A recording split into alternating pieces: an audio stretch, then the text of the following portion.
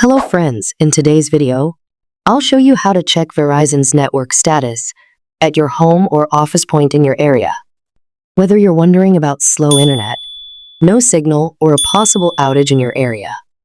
Let's get started. First, open the browser on your Mac and go to Verizon.com. Look for the section. What services are you having problems with? Tap Select Service and choose Data, or whatever problem you have from this drop-down option. Then, tap Select Reason and choose Slow Speed. Next, tap Location and enter your address. Or use My Location to detect your current location on your Mac. Then scroll down and click Check Now. You'll now see if there are any issues in your area, like limited data, voice, or text. Next, scroll down to see the network disruption that has started and the estimated time to restore service.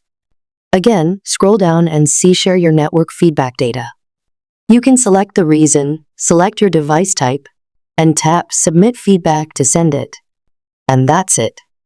Additionally, if you want more help from us, comment down below. If you found this video helpful, please like, share, and subscribe to the free tech guide for more new tips and tricks.